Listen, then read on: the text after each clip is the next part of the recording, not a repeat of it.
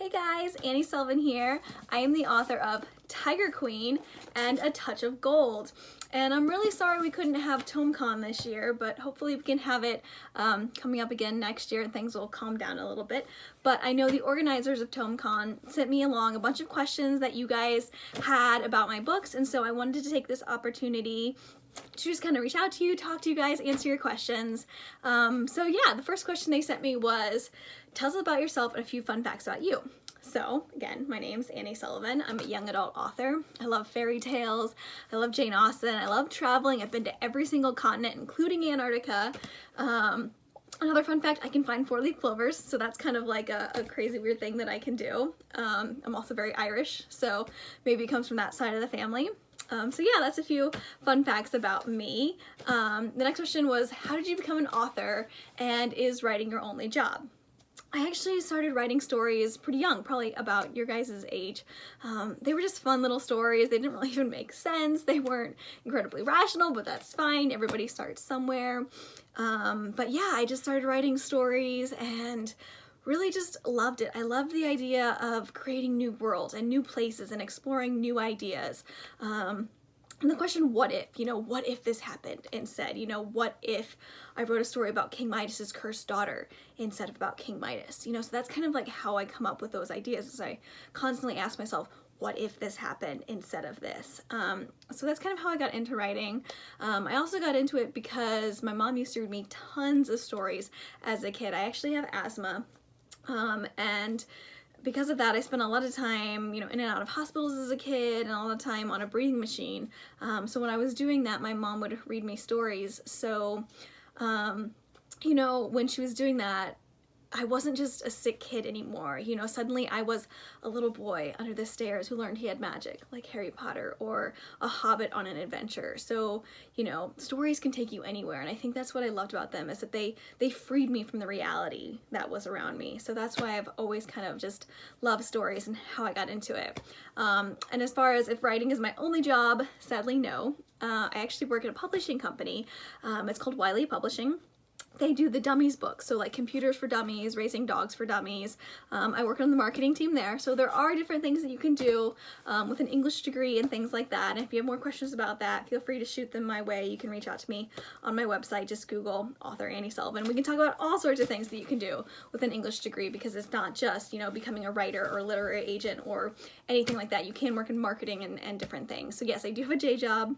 It takes a lot of time, takes a lot of effort to do both the day job and the writing. They're both kind of full-time jobs.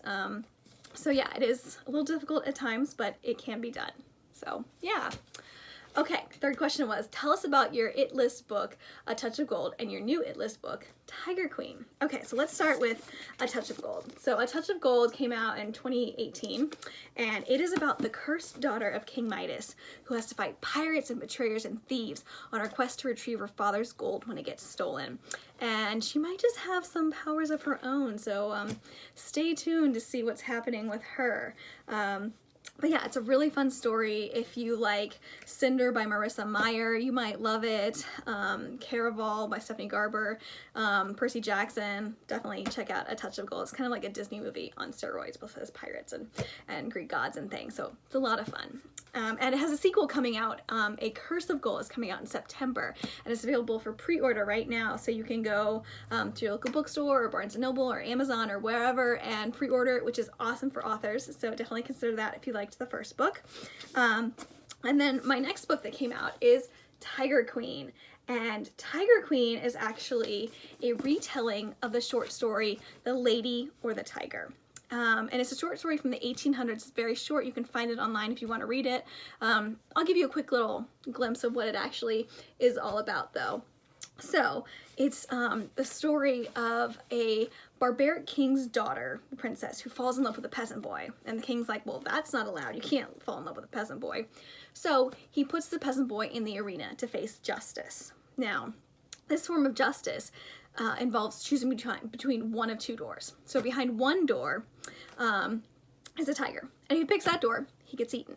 Behind the other door is a beautiful lady, right? And if he picks that door, he gets to go off and have a happy life, right? Well, the princess finds out what's behind each door, and she realizes that beautiful lady is her biggest rival, the one she hates most in the world, the one she would never want her boyfriend to end up with, right? So it comes time in the arena, and the peasant boy looks up at the princess and he's like, which one do I choose? Help a guy out. Which door do I pick? You know what's behind each one. And she points him to a door, and the door opens. And the story ends. It ends on a cliffhanger. You never find out if she pointed him towards the lady or the tiger, right? So Tiger Queen is a retelling of that story with the ending it always should have had, but it's actually about a warrior princess who fights suitors in an arena to win her right to rule. And when her last suitor is announced as the one man she's never been able to beat in a fight, she kind of has to scramble to figure out how she's going to keep her throne. And it might just mean turning to the one person she never thought she would side with. So if that sounds fun, definitely check out Tiger Queen. If you liked Hunger Games or Mary Lou's Legend series, anything like that, I think you would definitely love Tiger Queen. So yeah, that's kind of about me and my books. Let's go to the next question. Do you have any upcoming kid or teen books that will be released soon or that you have in the works? So yes, as I said, A Curse of Gold is coming out in September, and I'm working on a few new things, so stay tuned for that. A whole bunch of new fairy tale retellings and some other things, so just stay tuned. Hopefully I'll have some news in the next couple months or years. This is a crazy business. It takes a while, so we'll see, but I'll definitely keep you posted. Ooh, who is your favorite character and your least favorite character in your books? Oh man, I think that's so hard. I love all of my characters so much. I think my least favorite character is very easy. I think my least favorite character is Roderick from Tiger Queen. And I think he's my least favorite because he is a bit of a villain. And you kind of get that very early on. He is just not a nice person. He has no compassion, no kindness within him. And I think that is the kind of character that I just can't stand. Like, I mean, I think even though it's not something you want to like promote, I think you can understand when a villain wants power or wants something, but sometimes people are just almost inherently evil and they treat people horrendously, and I think that is something that's not often understandable. And so I think that is why Roderick is my least favorite character, because he's one of those people. He just treats people terribly, and there's really no rhyme or reason behind it. Yeah, he's had a tough life, but so is everyone else in this novel. So yeah, I think he's kind of my least favorite character for that reason. Some of my favorite characters, I think obviously both Princess Kateri. I mean, she's a hardcore heroine. Like, you know, she's out there with a sword, like fighting everybody. She will put you in your place. She's incredibly stubborn. So love her energy. But I also love Princess Cora from A Touch of Gold, and I love her because, you know, one thing I didn't tell you before, she actually has golden skin, and it's left over from being turned to gold as a child by her father, King Midas. So when she gets turned back to being a living, breathing human being, she has some leftover side effects from being turned to gold. And one of which is she has golden skin. So she's kind of an outcast in her own kingdom, you know, like she's the princess, but there's these rumors that fly around, like if you look her in the eye, you'll turn to gold, or she leaves golden footprints behind her, or, you know, at night she turns back into a golden statue. So she's kind of like, you know, she's almost bullied in a way. And I think that's something that's so important for young people today, to kind of see that other people get bullied and they can come through it, because, you know, the thing that actually sets her apart, her golden skin and the issues that come with that, is actually her biggest strength. And that's kind of what she realizes throughout the novel, is the things that set her apart are the things that make her special and unique. And I hope that's something that you guys come to realize in your own lives. And I'm sure you probably don't recognize it now. The things that maybe people make fun of you or that set you apart or make you different probably make you an outcast. But in reality, later in life, those things can be your biggest strength. Those are the things that you can draw upon, right? So just kind of think of that. Think about maybe things you're not happy with yourself. Maybe someday they will be a strength, right? So that's why I love Princess Cora, because even though she goes through all these really hard things, she learns to love herself in the end. And I think that's really important. So that's kind of the message that I'm trying to get across there with that one. So yeah, that's definitely one of my favorite characters. Also, Tiger Queen, there's a character named Dimmick, who's a little boy who I just love him. He's spunky and he's fun and he's humorous. So Dimmick, I love him.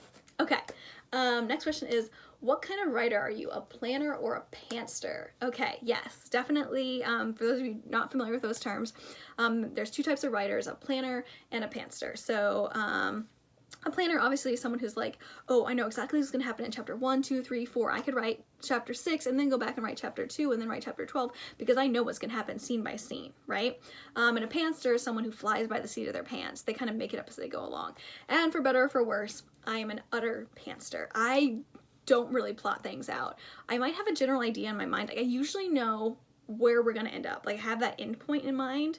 Like there's a scene at the very end of Tiger Queen, I'm not gonna ruin anything, but there's a scene that it's a very powerful moment, and I've had that image in my mind since I wanted to even start writing this book. I knew that's where we were going, and how we were gonna get there was just kind of, who knows. So often I have no clue where we're going. I have no clue who the characters are, who's going to show up, who's going to be a side character, who's going to kind of become more of a supporting character, who's just going to be there for one scene and disappear. Like, I have no idea. I just write and see what happens. It does mean I have to do a little bit more rewriting in the end, but overall, it's how I work. I might have a few plot points, like, you know, oh, I know we're going to stop at this island and this is going to happen, but no clue how they're going to get out of that situation or what's going to happen next. So, but then again, I have friends who literally will write everything out on Post-it notes and like put them up on their wall and go through it because they just know exactly what's going to happen. So there's no right or wrong way to go about writing a book. It's just what works for you. And so just kind of try out different things. Maybe try plotting it.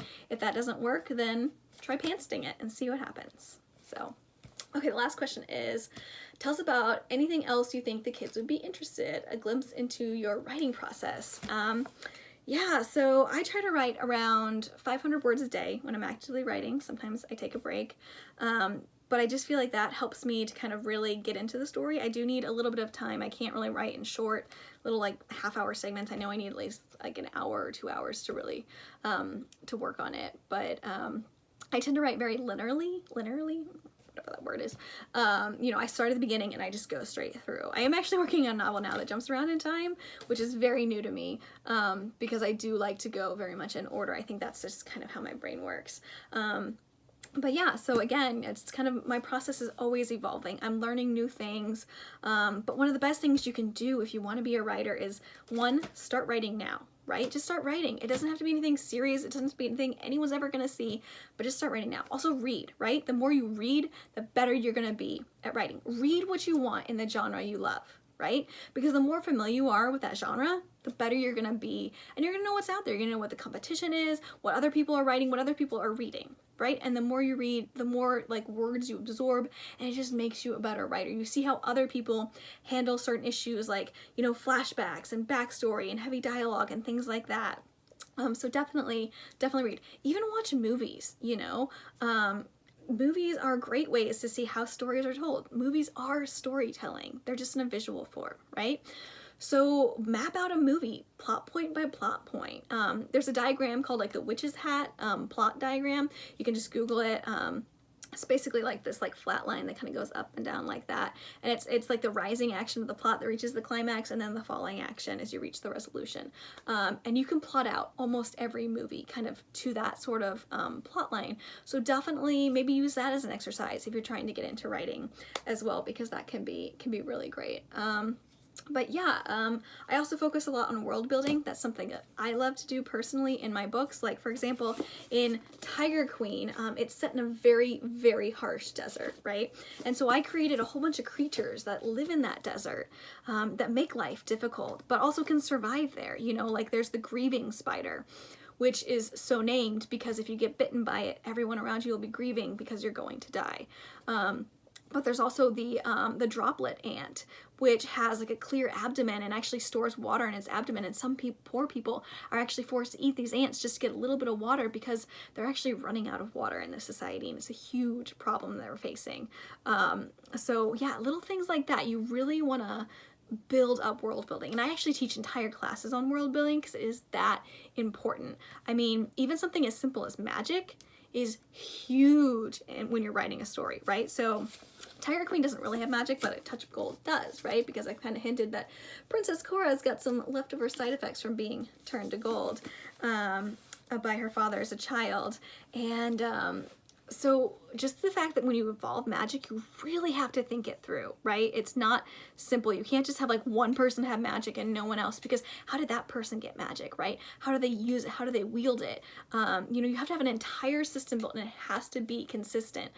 Do only women have magic? Do only people who are born on a certain night have magic? Or like whatever it is, there has to be some sort of system in place. And if your reader can find any single flaw in your magical system, the entire book falls apart. Like, if your character is born with magical powers and they're in a fight for their life and they have a power that they could easily use to defeat their opponent, but they don't because you need that opponent to come back later in the book, that's a flaw, right? If they are inherent, like they have this power, they're going to use that, right? And if they don't because it helps your plot, that's a flaw. So you really have to be so careful in world building. I mean, you have to think about every little thing, like every little word counts, right? So for example, like you can't say, oh, I pray we make it out of this alive, if your world doesn't have any gods, right? Because who are they praying to? There's no one to pray to. And so that's kind of a flaw, just using that one word, right? You can say like, I hope we make it out of this alive, but you can't say, I pray we make it out of this alive. So just little things like that, word choice, everything affects your writing.